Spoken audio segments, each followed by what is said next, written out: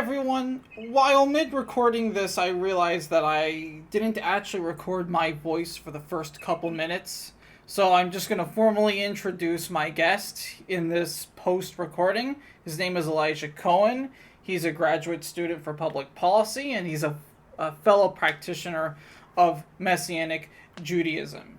Now, the initial question that I asked him, and I'm going to present a minor splicing of it, is what is Messianic Judaism? That's a good question because a lot of people would define it in a lot of different ways, trying to, I feel like, usually reflect their own experience. I don't think I'll do that. I think I'll just try to provide one that's as inclusive as possible to the various in Messianic experiences.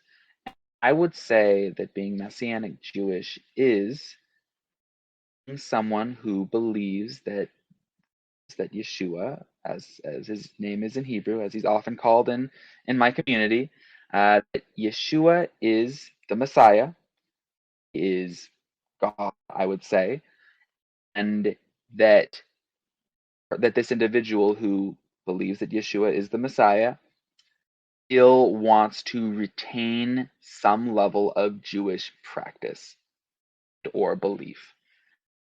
Because I don't think that someone necessarily needs to very many Jewish beliefs or very many Jewish practices, but they have to have some level of Jewish practice, or else they're just a Jewish Christian.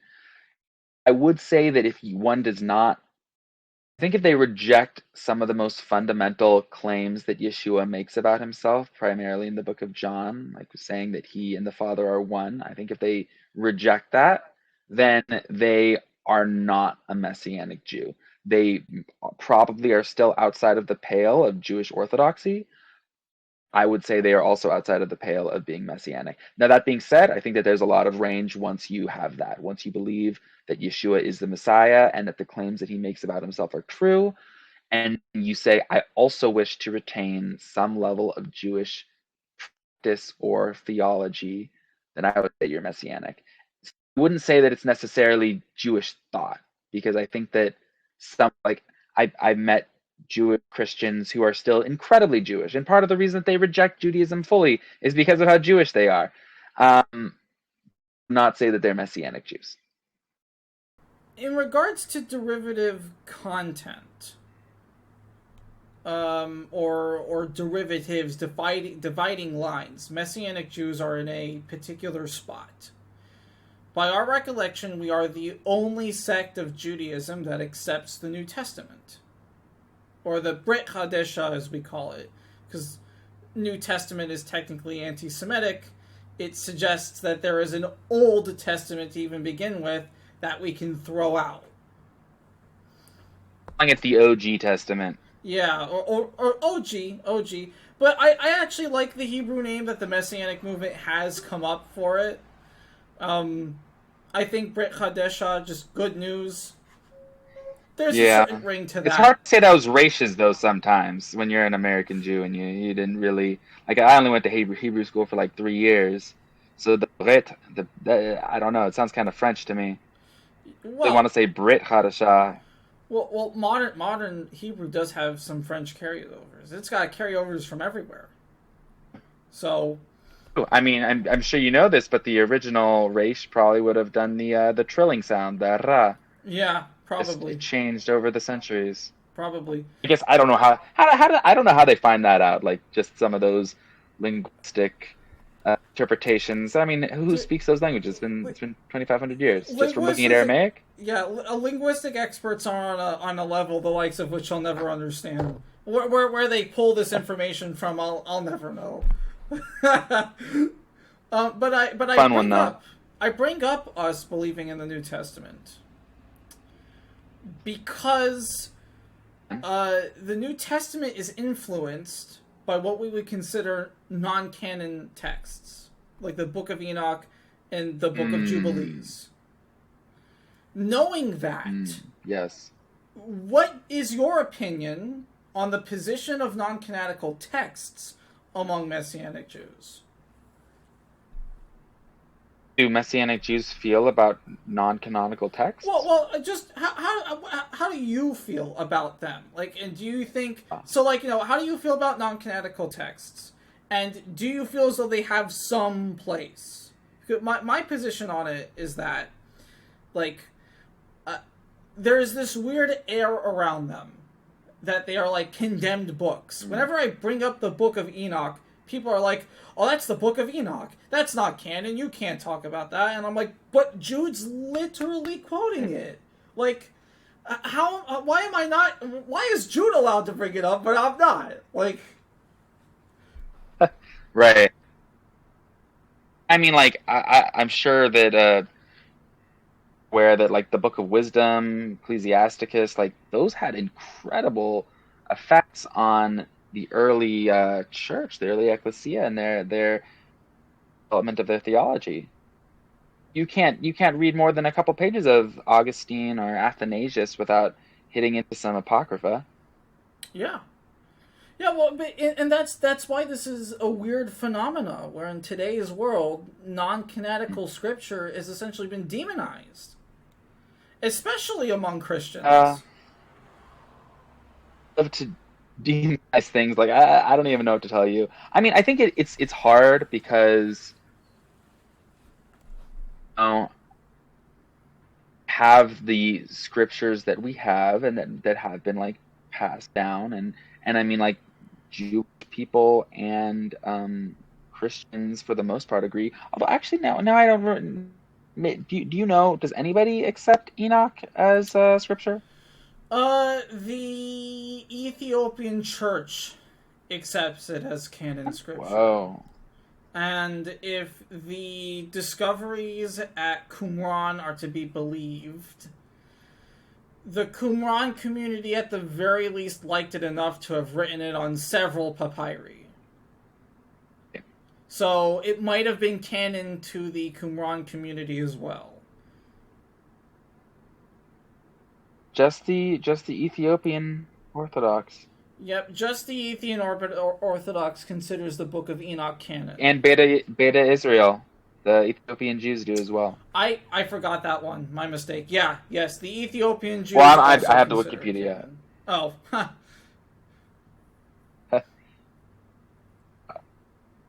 I think it's tough. I think to some extent well, seems pretty cool. I've been listening to it for the last couple days because I must admit my experience of uh, canonical and apocryphal work is a bit um, and I mean it's wild. Like I've been listening to it and it seems crazy is the right word, but it's very intense. It's pretty as a pastor that likes to call some parts of the Bible. It's pretty metal. It kind of reminds me of the Darren Aronofsky Noah. Like it seems like, oh my goodness, so it's maybe his movie wasn't so crazy after all. Like it well, was maybe a bit closer to the text than I thought. yeah. Well, he used the Book of Enoch as inspiration. Now, it's not accurate to the Book of Enoch, unfortunately, which is what I would have preferred that movie be. Um, Yeah, pretty based.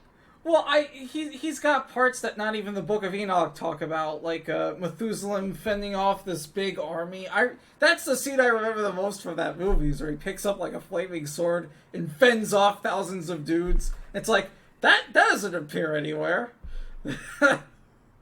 And I wish it did. That sounds pretty. That sounds pretty. I'm gonna be honest. I actually haven't seen the Noah movie. Like it weird thing. I don't really like watching movies by myself. I don't. I think it problem with me. I think that my cinematic reach would be much increased if I was more comfortable with that.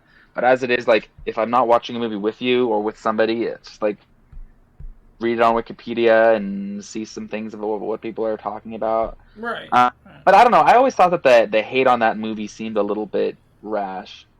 Well, I think a lot of people. There is a scene where it basically like soft is in support of evolution. Now, for the record, I'm Oh, I'm I'm I'm pro theistic evolution.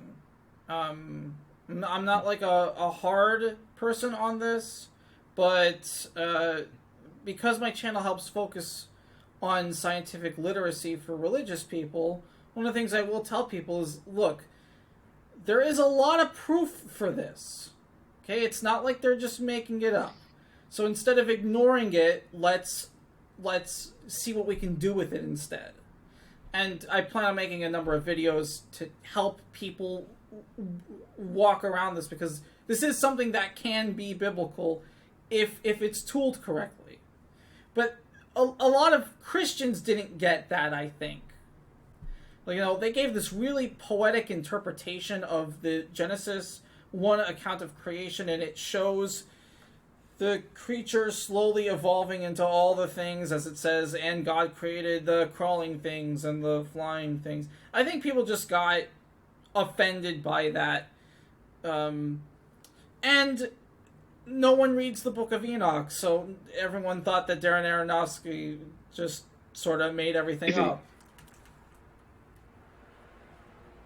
It's pretty unfortunate, honestly. The way that I feel about this is I need the Book of Enoch to inspired word of God frankly, I'm fine with having thought that it was the inspired word of God.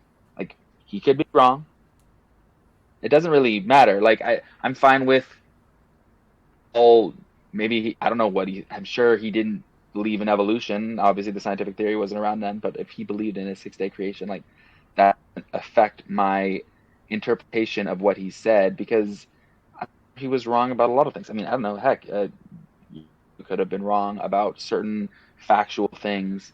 I feel like that does not deny his divinity, because it was in his human self that he maybe had some misunderstandings, and it maybe just never really mattered to learn about certain things. I'm sure he didn't understand science. I'm sure if someone asked him a question about how does this part work, he couldn't give like a specific answer. So right. I don't know. I'm fine with the Book of Enoch having certain legitimate aspects that could make it conducive to spiritual increase, if that makes sense. Right. Like, if it helped, maybe it's something that like one of the early church fathers or a rabbi, like, it doesn't have to be the inspired word of God for it to have spiritual meaning. Well, I think there's a greater truth in that suggestion, that it doesn't have to be inspired spiritual text in order to be absolutely true, and it doesn't have to be part of the Bible in order to have spiritual meaning.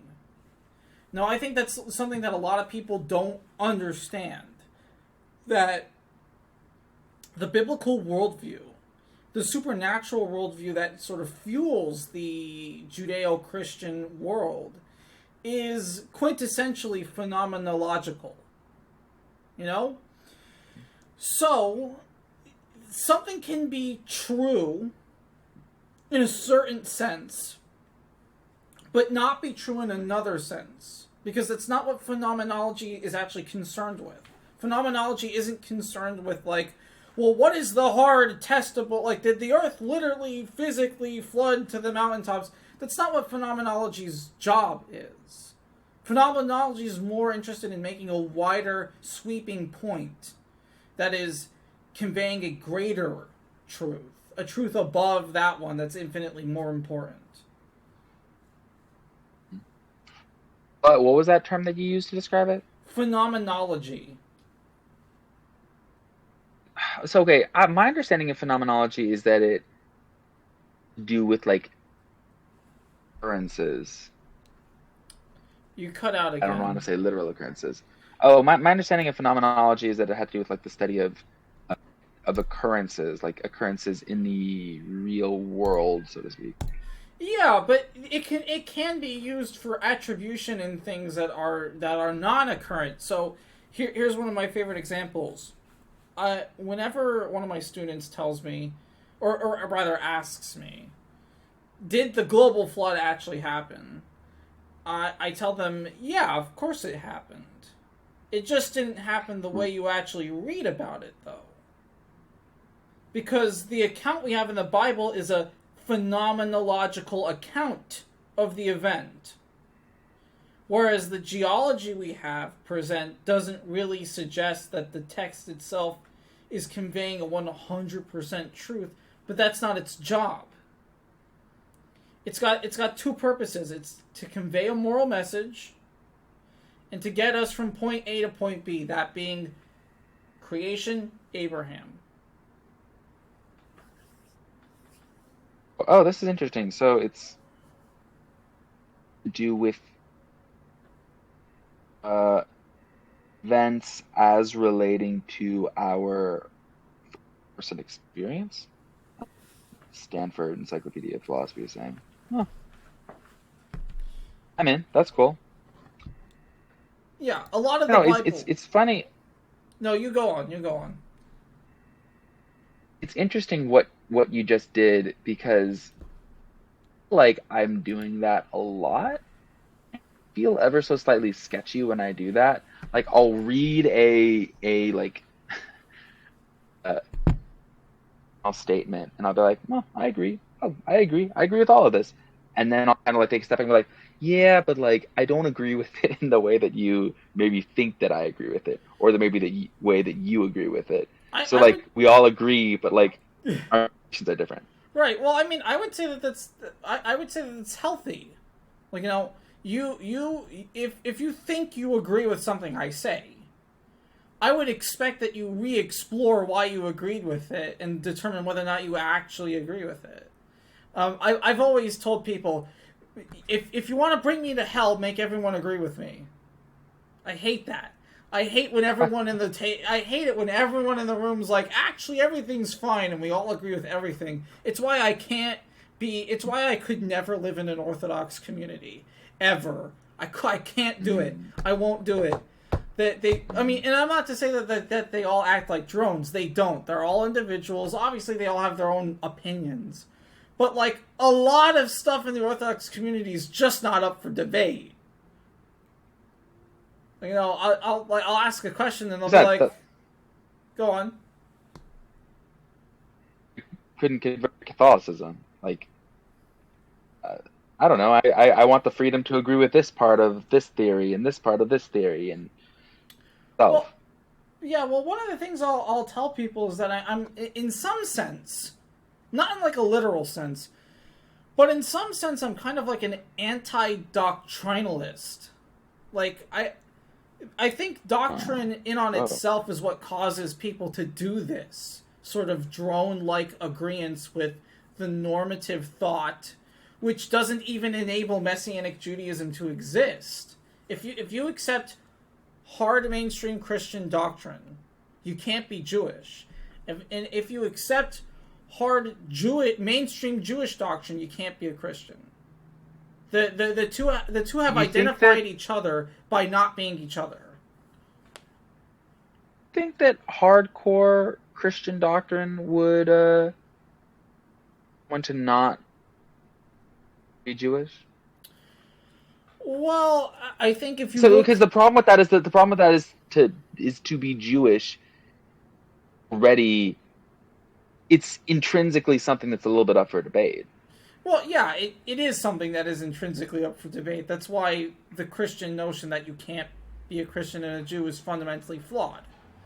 But a lot of them would look at Messianic Judaism and say, well, I've had this happen. I mean, I don't even need to make it up.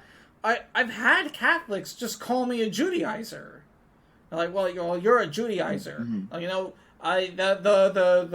the New Testament tells us that you people are bad, that the apostles spoke out against you. And it's like, well, actually, the Judaizers were more accurately, or seemingly, because we don't know much about them, they were seemingly non-Jews who were insistent that they had to be Jewish even under Yeshua's sacrifice.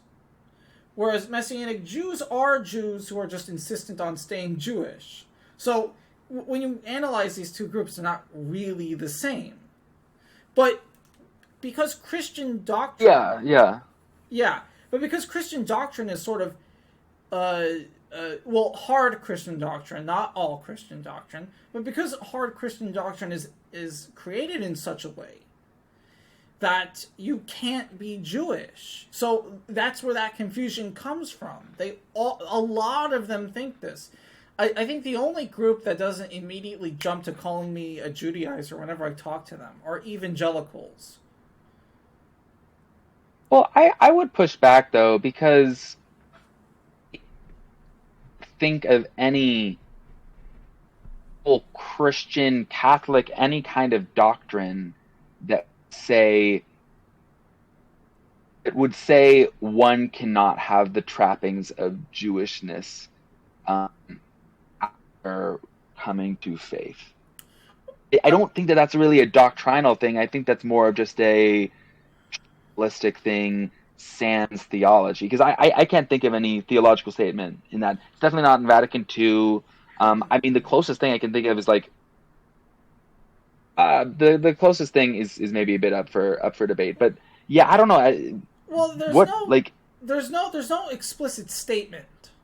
There's no explicit statement. It's more of like, I guess what I'm really referring to is cultural doctrine then, because it's rabbinic Judaism works the same way.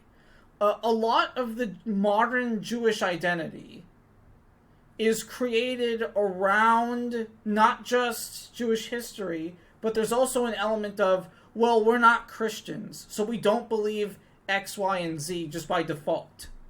It's not explicitly stated anywhere, but Jews will be like, oh, wait, what are you? You're a Christian now? And it's the same way in reverse. Due to Christianity's history, its culture breeds a sort of cultural doctrine where the people over time said, well, we're not Jews, so we don't believe in X, Y, and Z.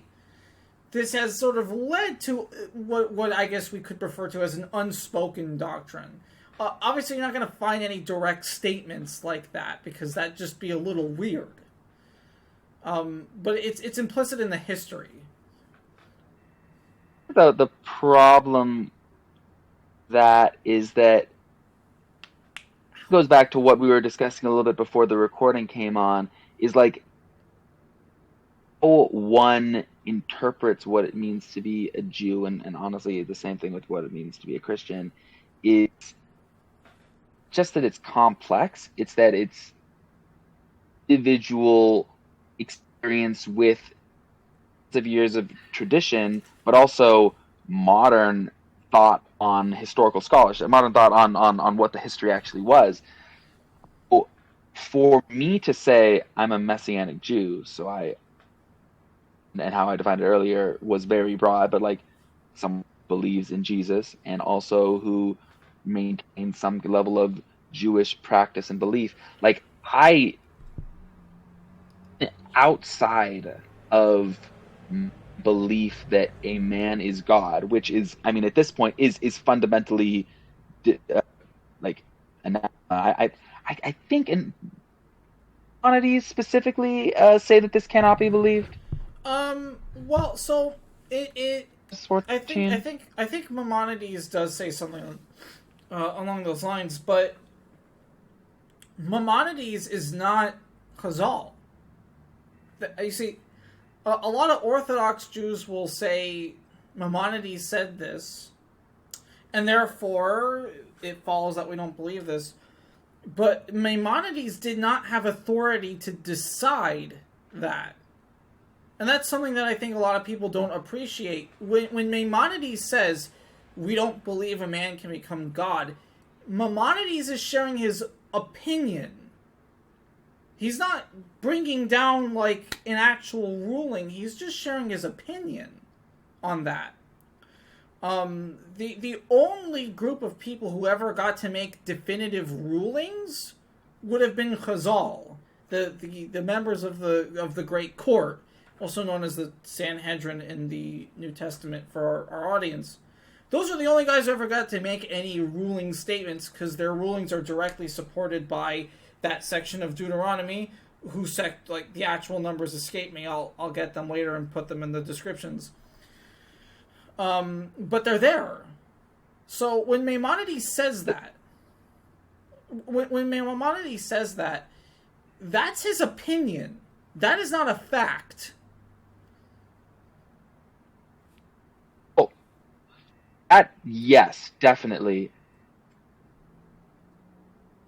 I think demonstrates even some of the more complex aspects of uh,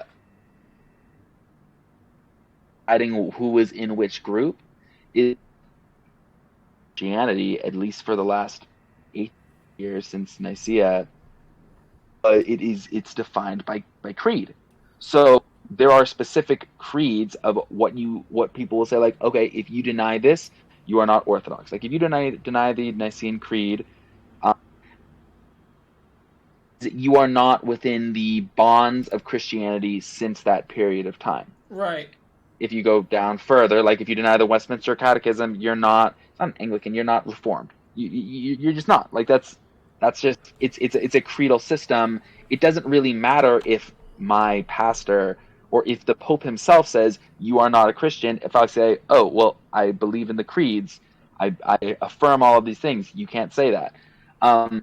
With Judaism, it's a little bit different because there aren't creeds in the same way.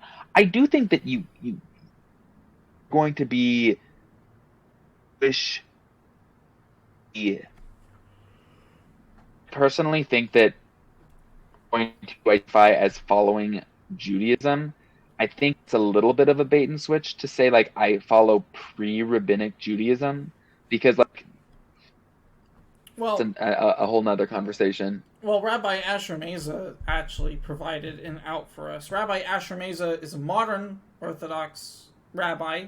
He's not a Messianic, but he made a video which made him very, very infamous called Messianics Are Not Heretics. And in it, he defines Judaism as Torah observance and halacha, and nothing else. And he says, so anything that's not directly condemned in Torah or halacha, he direct quote, I'm sorry to say, is fair game. And so what he then goes on to point out Does is he accept the Talmud as canon? Does he accept the Talmud as scripture? not that it's As scripture light? not that it's I would say for the sake of our conversation, let's just say it's on the same level as the Book of Enoch, right? It's got stuff in it that is referenced. What he'll point to is that the Book of Deuteronomy tells us to make a court and make rulings. Mishnah Torah contains those rulings, which comprise of halacha. And so the practice of Judaism is the observance of the Torah and the adherence to the halacha. Now, what he then goes out to point out is that nowhere in these rulings, there might be condemnations of it. There might be like commentaries of rabbis going, this is absurd. But there aren't any authoritative rulings against what Messianic Judaism actually believes. So if you went through the entirety of Mishnah Torah, okay, and you looked at all the rulings of the court, not one of them condemns the notion that the God of Israel can take a physical body. It's not found in there. It doesn't appear anywhere. Torah is moot on the or mute on the topic. Torah doesn't mention it anywhere. So, by that logic, technically speaking, by that definition, Messianic Judaism is a valid form of Judaism. Granted, quasi, a lot of people don't like it, but that's neither here nor there. We're not looking to really please everyone. So, I wouldn't really consider that to be a loss. So Rabbi Asher Meza actually is one of those guys who will say that. And Rabbi Skolbick has a video called Cross-Examining Christianity, where he says certain things about Christianity that I don't think you and I would disagree with. But he does throw in at some point that if you do believe in Yeshua as Mashiach, that does not preclude you from being a part of Israel.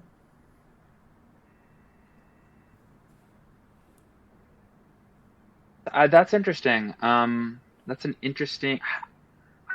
to read more about some of the internal debates about Christians. And if that's true, if is correct, then I don't know. I suppose you and I still wouldn't be Jews because we don't practice halakha fully.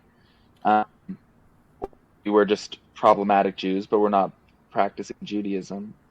Well, I mean, I think, um, I mean, a lot of the halacha is not. I mean, so I'll give you an example. The milk and meat thing, that's part of halacha. It's not part of Torah. It's part of halacha. So I guess by the most, yeah. So I guess by the most strident in technical terms, you're right. I guess we don't technically meet that definition. I guess. True, but I mean, this is the most liberal person. He's the Yeah. most liberal Orthodox rabbi. Well, but then I would. The thing is that it's weird listening to Rabbi Asher Meza. In a number of his videos, he straight up says Messianic Judaism is better than Reform and Conservative Judaism. So, if he feels that way, he must not feel that total observance is something that need be required. And I don't. And honestly, not even Chabad thinks that. Not even Chabad thinks that either. I don't think anybody actually thinks that total observance. And look, if you held to full, well, no one holds to full Torah. First off, this is something I point out to every Orthodox Jew, and they're like, you don't follow the Torah, like you don't follow it either. How many lambs have you sacrificed as of late on the temple back in Jerusalem? I'm gonna guess that the number is 0. And so long as the number is 0, you're not following Torah to its fullest. But I mean, like, that's not fully fair. Like, they that's why they created Rabbinic Judaism, is to interpret that. Like, there are thousands of years of explanations for why that's okay. Well, yes, but if the argument is going to be that we don't follow Torah, I mean, that sort of, in my opinion, that argument sort of makes it fair game. You can't have it both ways, where you're telling me I'm not following Torah, but then have like this massive, essentially, argument shield for why you don't have to follow Torah.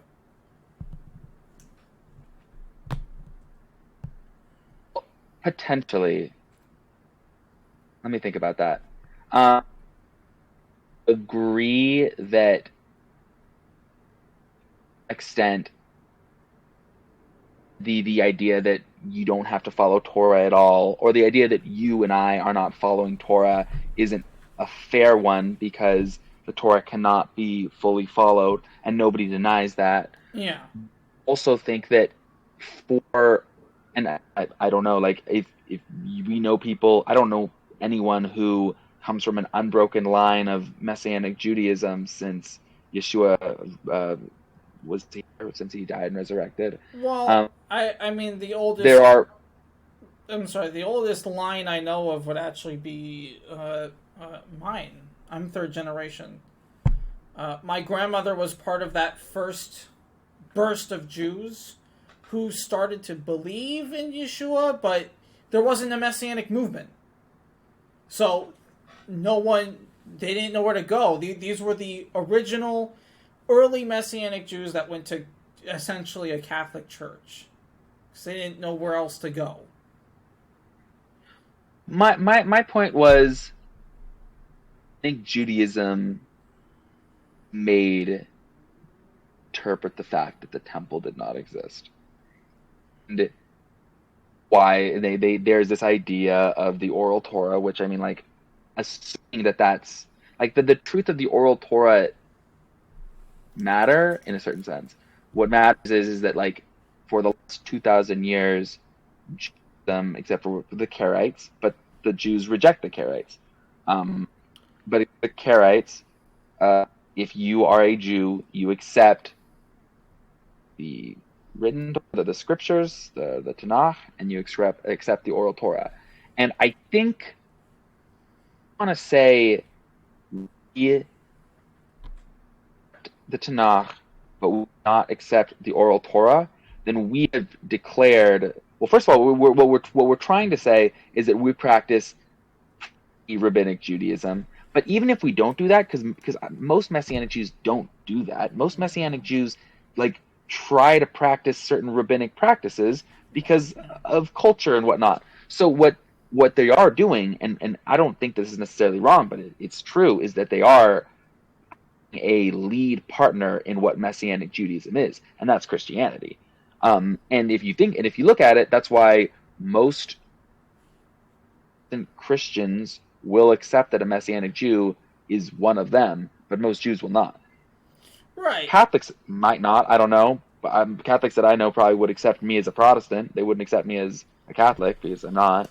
Yeah, most Catholics call me a Protestant, and, well, I had one in particular just say, you're just a Protestant in denial, and the whole Jewish thing is nothing more than flavor. I don't know. I mean, that fully wrong. I mean, it's not fully right either, but it's an interesting thing. I don't know, and that's something that I personally grapple with. Well, what I'll tell people, because again, and this is where we go to back to the unspoken doctrines. It's like an unspoken rule. If you believe in Jesus, you can't be Jewish. So what I'll tell people is do Germans stop being Germans if they become Christians? Of course not. That would be ridiculous. Well, what about like Latino people? Latino people have like specific ethnic and oral practices unique to them. Do they stop doing that as soon as they become Christian? No, of course not. This is a very modern response to it, and I don't think that's necessarily wrong. But like, I don't know, there was a cardinal who passed away, I think like 10 years ago, who he was Jewish, and he was second in line to be the Pope in 2005. But he gained his Jewishness in a certain sense. I don't think he had any Jewish practices, but he experienced anti-Semitism. He aligned himself genetically with Mary and Yeshua. I do find it interesting that pre-century, like, was more so viewed as a religion. So if you converted from Judaism to Christianity, it was like, well, you're one of us now. Like, yeah, you can't be a Jew and a Christian because Judaism is a religion that you no longer accept. Right. Right, well, I mean, I think that this is why it calls for us to really approach Judaism for what it really is. Jews are not just a religious group. We're an ethnic group from the Middle East with ethnic origins there. This has been proven with archaeology, proven with genetics, the whole 9 yards. We're a nation of people, and so just because I accept to believe in the most famous Jew of all time, which is the irony of it all, that does not mean that I cease to be a member of that nation. I don't, there are so many Orthodox Jews I've talked to who are insistent that I just stop doing Jewish things because I believe in Yeshua. I'm like, no, I will not. These are the literal practices of my ancestors. Like, my great-grandmother, she was a Reformed Jew. She hated that I was Messianic. Hated it. Hated the fact that her daughter pushed us down this path. Okay? But when I got old enough to have my bar mitzvah, her attitude changed ever so slightly. And I think it was because she had just bought into the myth of the non-Jewish Messianic. She just bought into it without ever really investigating it. And that's what a lot of these people do. I am convinced that the majority of the Jewish world has no idea what Messianic Judaism actually is. They believe the Tovia Singer caricature of what Messianic Judaism is. And because it falls in line with the unspoken notion that you cannot be a Jew and believe in Jesus, it it clicks together because of that.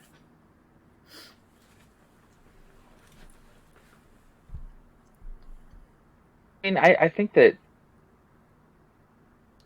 I saying for a while is true that like whole feelings and memory, it, I mean, just factually takes precedent over strict doctrine. Um, what you're, especially what Asher Meza argues is true, and I mean, I'm no expert. I think it's hard for me because I do believe that to some extent, a city has right to self-regulate, like who is a part of it and who isn't. Um, think that that is a shaky ground to stand on because communal self-identification and self-construction changes. I mean, heck, like, I've heard stories about people being rejected from what it means to be Jewish by everyone. It sounds like that this is what your experience was. Like your grandma 1 minute would want you for the full like, oh, I love you as a relative, but you're not Jewish at all. But then like, oh, you're getting bar mitzvah, you're doing all these things. Like, I don't really know how to relate to that. Maybe I disagree with you, but I still accept your Jewishness. And that's been my experience. Like my grandparents, like my family practices Judaism far more than my non-believing relatives. And that's but yeah, I mean, people that I tell that I'm messianic, like they're always a little bit unsure because they really don't want to get proselytized. But like, they usually will accept that I'm Jewish. I mean, I'm Elijah Cohen, for goodness sakes. And let's be fair here. There is an unfortunate history of Messianic Jews attempting to proselytize Orthodox Jews like that. You know, there is that element of that having actually occurred, and it's unfortunate that we can't have full conversations on this with our non-Messianic contemporaries because they're used to that, to seeing that.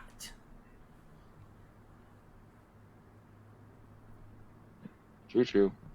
Yeah, I remember I think it was a conversation I had with an Orthodox Jew on Reddit about this, where they're like, you know, someone from the UMJC just dropped off flyers at our temple one day, and I was like, really? You know, I'm a part of the UMJC, and that doesn't sound like anything we'd ever do. It makes me think as though someone else did it for us. Let me... I could never imagine the UMJC doing that.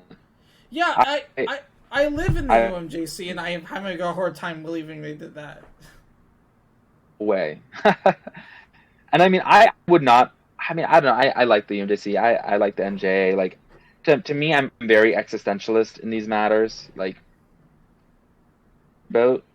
But I appreciate the UMJC's emphasis on stricter accordance or correspondence with tradition. Right, well, I mean, the UMJC's sort of zeitgeist argument is can you really say you're Jewish if all you really do is identify as Jewish? Like, and I guess that sort of moves us back to the nebulous question, who's a Jew? Really, because if Larry David and Jerry Seinfeld aren't Jews, then like, what's the point? Right, yeah.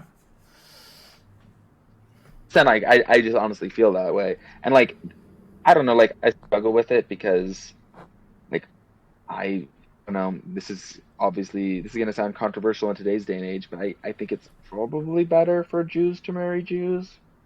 But a lot of the time, again, Larry David, Jerry Seinfeld, like the two most Jewish that I can even think of. Like my Jewish grandma, I'll marry like for her second marriage, like married non-Jewish people. So it's kind of like, who am I to say you can't do that? And I have 4 younger brothers. I want that one of them will marry a Jewish person. But like, well, in Judaism, being Jewish, in Judaism, the actual law in Judaism is that if you are a woman, your children are all Jewish automatically. Doesn't matter. Because, well, and this goes back to the Israelites itself. I'll explain it in a moment. If you're a man and you marry a non-Jew, your kids are not considered Jewish under Jewish law. Now, the reasoning behind that had to do with tribal affiliations. Back in Bronze Age Israel, if your mother was an Israelite, you were considered an Israelite, and your father would determine your tribal affiliations. So the vast majority of Jews are identifying with the tribe of Judah. You know, this is well known. The word Jew is ultimately a derivative of Judahite or Judean. They both mean the same thing. So the Ethiopian Jews actually claim to be the tribe of Dan, so they're a perfect example of this. Let's say I, a Jewish man, marry a Ethiopian Jewish woman. Then our kids are affiliated with the tribe of Judah. If you switch that around, Ethiopian Jew marrying a regular Jewish, Ashkenazi Jewish woman, then technically speaking, their tribal identity is the tribe of Dan.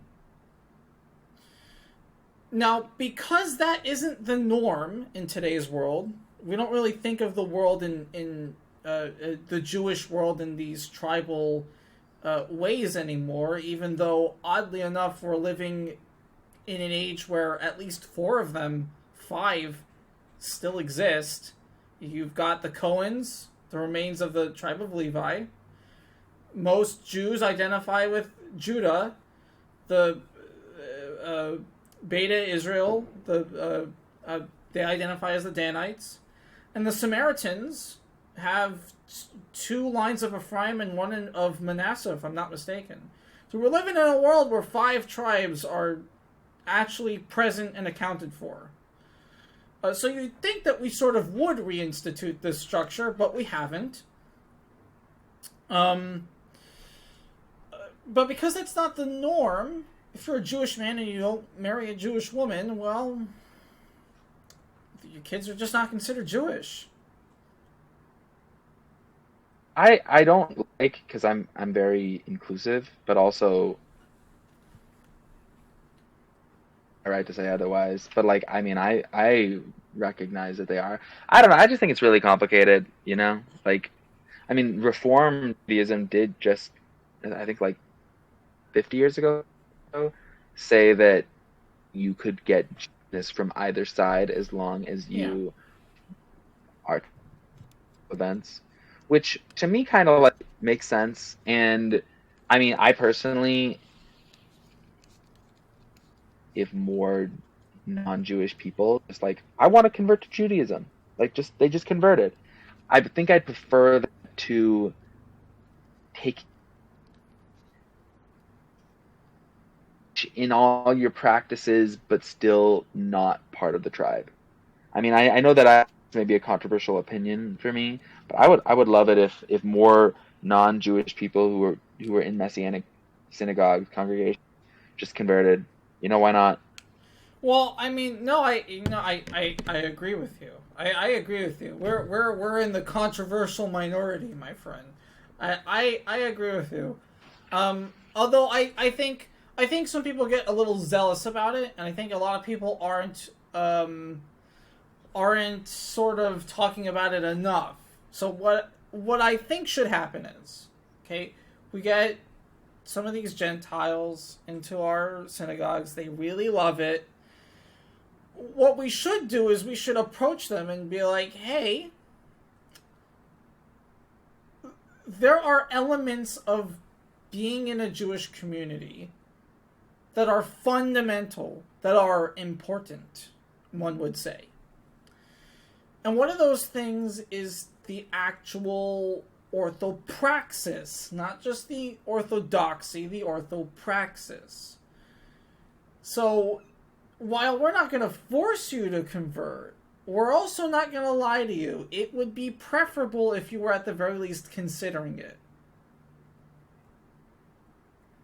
Look, you want to be a God-fearing Gentile and you enjoy the culture of Messianic Judaism, like that's fine. But like, I do think that I guess. You're And I cut. think that, You're cutting out a lot, by the oh, way. sorry. Oh, my better. I think that's better. Yeah.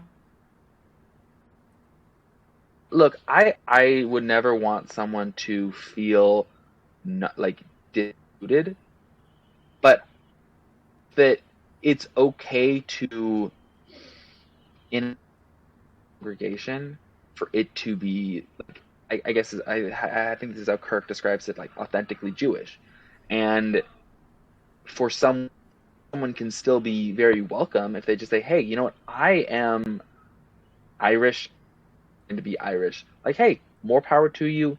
Come be a part of it. That's awesome. But like, this is a Jewish place and a Jewish space, and I feel like you have to kind of be an outsider. It's not a outsider is maybe too strong of a word, but like there's a difference, I guess. Right. Right. For clarity, you're referring to Rabbi Kirk Glebe. Yeah. Yeah, he's the one who I've heard use the phrase like as a part of his uh, I don't know, spiel, or that like he's creating an authentically Jewish space, and I think that's cool. But at the same time, like my congregation is primarily non-Jewish, and I'm okay with that. And like that's not a factor for me to leave. Like I love everyone who goes there, um, but like yeah, its future, I would love it if it was more open to conversion and less a place for people who just look aesthetic. Right. Right. I think Kirk Glebe. I'm sorry, Rabbi Kirk Glebe. Um, is one of those people who I might want to have on in the future. I think he's.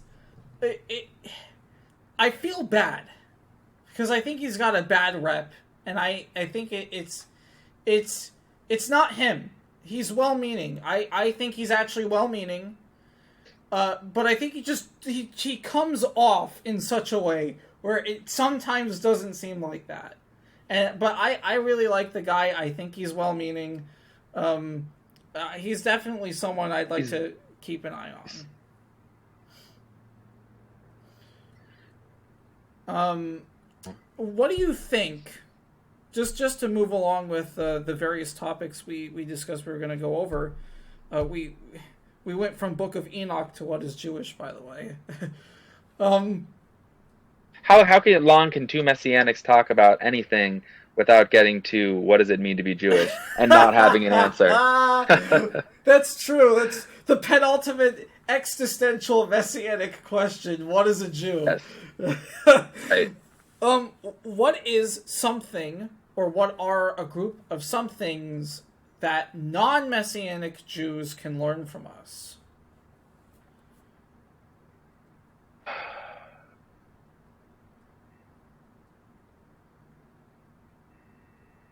Ah, man, that's hard because, like, when you say us, do you mean the messianic community as a whole, or do you mean like me and you? For the sake of the question, let's identify it with our particular pocket.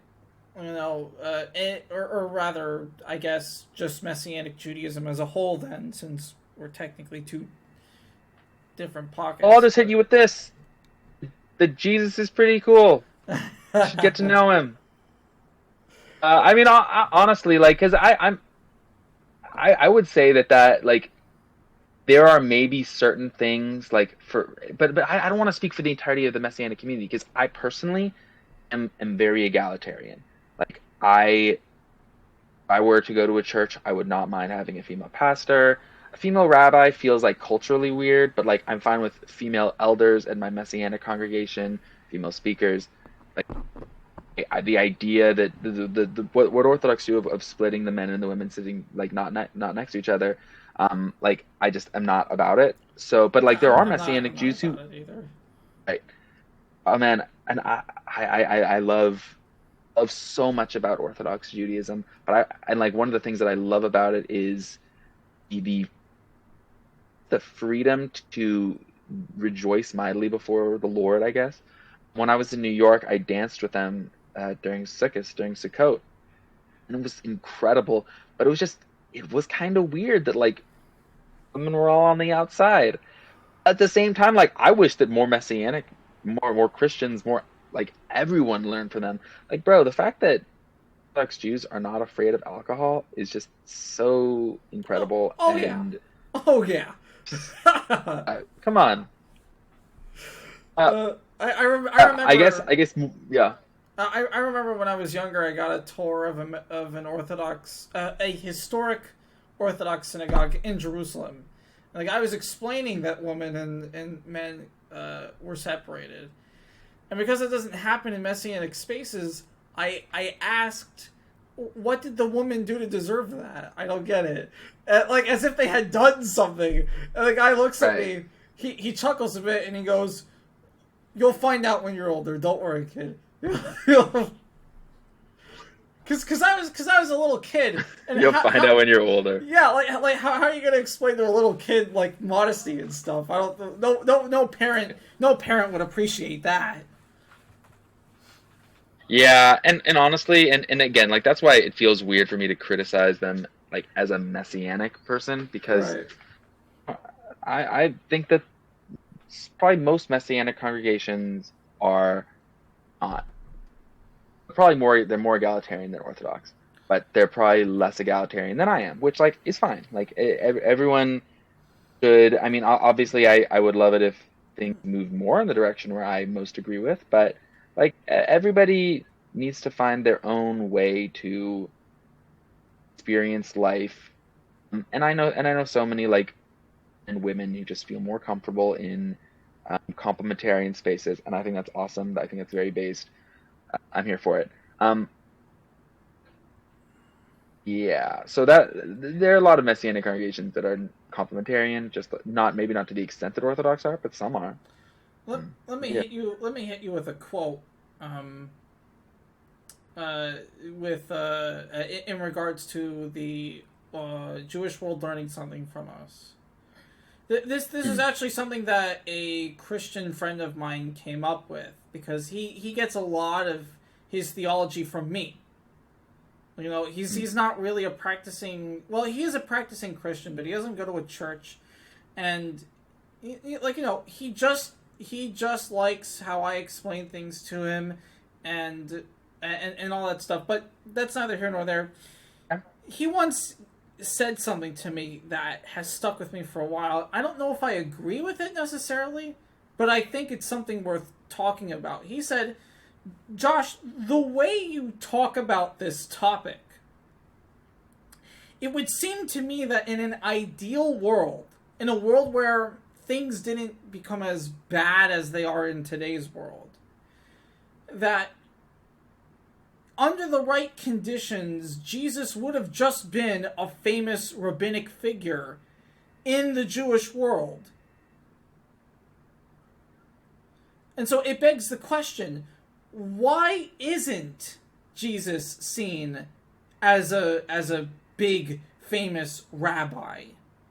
If anything, he's a Jewish figure who should be credited with essentially destroying paganism, and bringing many non-Jewish people much closer to God. Granted, they might not agree with the theology that's come out of it, and you know we've already gone through that. But the act alone, you know, I called him the most famous Jew of all time earlier, and it sort of rings true here. There's sort of this robbery that's been done against Yeshua as a rabbinic figure. How do you feel about that quote? I'm very double-minded about these things. I would like to hear what you think it didn't work out. Because I have some thoughts, but they're very swirling and perhaps self-contradictory. Like obviously, you think that Yeshua was advocating for certain beliefs that or did not agree with religious leaders at the time believed, and it moved even further away from that as the centuries progressed. Obviously, anti-Semitism, anti Judaism, I should say, um, don't want to be too anachronistic, but anti-Judaism was massive very early on. And this is something that does bother me about the Messianic movement, is I think that they ignore how quickly it was. Um, they try to think that, like, oh, it was a panacea for the first 200, 300 years. Bro, you got to read Ignatius. You got to read the Diadoche. Like, they were Yeah. advocating for Yeah. not just for, like, the fissures were there very early on. Um, Clearly there's some of that, and clearly there's some of just like, oh, he was different. And also, I mean, there, and I would love to hear what you think about this, but I mean, Paul says some weird things about, like, just spiritual blindness. I'm always really uncomfortable with that, but like maybe that's a part of it. Well, so I'll address one. I'll address both of them. I'll address the Paul one first. I think a lot of people don't understand Paul. Hmm. In order to understand why Paul does this, we first have to go over who Paul was. Remember, Paul was a temple inquisitor. Okay, Mm. Paul was hunting down Christians before he became one. And that's very vital for understanding where Paul's coming from. When I read Paul, I actually ironically think of people like, do you know who Brother Nathan is? Oh gosh, yeah. Brother Nathan is an ex. Yeah, for the audience, Brother Nathan is They an didn't. ex Messianic who turned into a Orthodox Christian. But when I read Paul, I think of Brother Nathan. Because every convert, not every convert, but a lot of converts will frequently try and justify their move from one major theological notion to another by devoting themselves to sort of addressing the prior notion. And when you look at it from that lens, Paul's actions make infinitely more sense. He's not capable of being objective because he's changed his theological outlook so radically that he very much comes off as someone who feels as though he's been lied to. Yeah, that makes sense. So, So there's an element of, and it's cool that he is not like many ex anythings where he still has a lot of love. Brother Nathan is just virulent, or virulent. I don't know how you pronounce it. But it's a shame. all it's freaky. But no, that makes sense. Like, and I've noticed this with ex Catholics. Like, they're just not the people that you should trust about what their former people even believe. A lot of reasons, but partially it's just like they are angry with them. Right. And I don't think that's necessarily what Paul is, but yeah, that makes sense. Like, Paul is grappling with, hey, is it that he believes one way about Yeshua and about faith and about the law, Right. and his people don't, and like it. I mean, but I don't know. Like, I still do believe that, like, it's inspired. So Oh no, it's with definitely that, inspired, but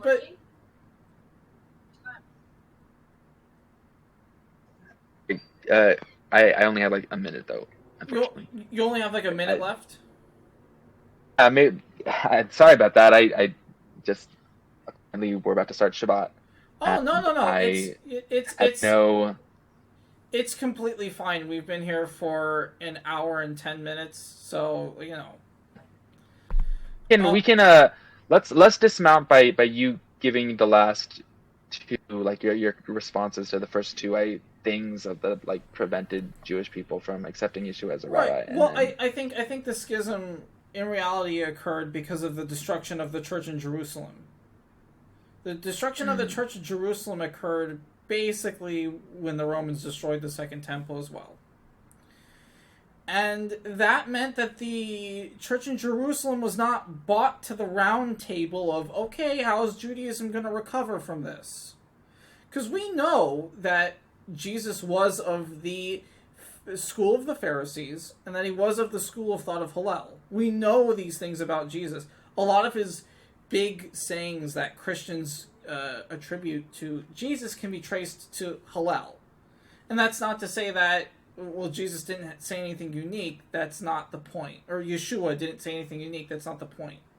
The point is that since the Church of Jerusalem was destroyed, and his movement was infinitely more prevalent outside of Jerusalem, that was the cutting off point. They were not brought to the round table when it came to coming up with the Talmud, and because of that, Yeshua never made it in as a major rabbinical figure. What was the other? That would have been interesting. What was the other thing? Anti-Judaism, but we don't need to talk about that too much because Right. that's right. Anti-Judaism. that's been done to death. Yeah, that's been done to death. Anyway, Elijah, it's currently Shabbat. You have to go do Shabbat dinner. I have to go take down my drapes. This has been the Sinaticast episode 2. Thank you for watching, and have a good night.